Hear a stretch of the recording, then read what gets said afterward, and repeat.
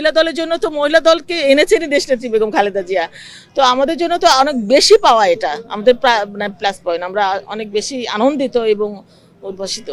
বাংলাদেশের 18 কোটি মানুষের প্রিয় নেত্রী, বাংলাদেশের গণতন্ত্রের নেত্রী, যে নেত্রী তার রাজনৈতিক জীবনের পুরোটা সময় গণতন্ত্রের জন্য লড়াই করেছেন, যে নেত্রীকে বিনা দোষে ফ্যাসিবাদী সরকার 8 বছর কারাগারে রেখেছিলেন, যে নেত্রী বাংলাদেশের মানুষের কল্যাণের জন্যে তার জীবনটাকে উজাড় করে দিয়ে তিনি কাজ করেছেন।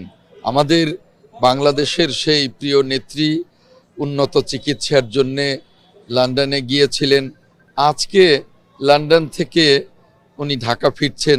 আশা করি সকাল 10টার মধ্যে তার কাতারের রাজকীয় এয়ার অ্যাম্বুলেন্স ঢাকায় ল্যান্ড করবে এবং সেখান থেকে তিনি বাসার দিকে আসবেন।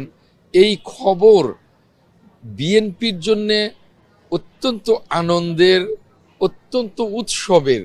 এই খবর বাংলাদেশের রাষ্ট্রের জন্যে অনেক আনন্দের, অনেক উৎসবের, কারণ তিনি বাংলাদেশে ফিরছেন।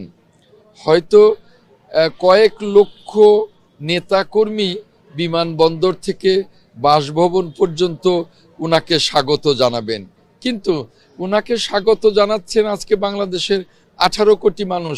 আপনাদের এই মিডিয়ার মাধ্যমে আপনারা যে জাতীয় দায়িত্ব পালন করছেন, আপনাদের মাধ্যমে বাংলাদেশের 18 কোটি মানুষ আজকে টেলিভিশনের সামনে বসে আমাদের প্রিয় নেত্রী, দেশনেত্রী ম্যাডাম খালেদা জিয়ার আগমনকে দেখছেন এবং অভ্যর্থনা জানাচ্ছেন প্রত্যেকের হৃদয় থেকে। এটা আমাদের জন্য অনেক বড় সুখবর। দেখুন, আগামী দিনে ম্যাডাম খালেদা জিয়া শুধু বিএনপির জন্য নয়, দেশের জন্যে তিনি যতদিন বেঁচে থাকবেন কাজ করবেন। আপনাদের মনে থাকবার কথা যে ম্যাডাম খালেদা জিয়া কখনোই শুধু দলের জন্য কাজ করেননি, তিনি সারাটা জীবন দেশের জন্যও কাজ করেছেন। কাজেই বাংলাদেশে এসে তিনি একদিকে বিশ্রামে থাকবেন, তার যদিও তিনি সুস্থ, কিন্তু তারপরেও বয়স্কজনিত কারণে তিনি এখনই মাঠে নামতে পারবেন না, কিন্তু তিনি একদিকে বিশ্রামে থাকবেন, আর একদিকে যখনই জাতির প্রয়োজন হয় তখনই তিনি জাতির জন্যে তার যে নির্দেশনা থাকবে সে নির্দেশনা তিনি সব সময় দিয়ে যাবেন।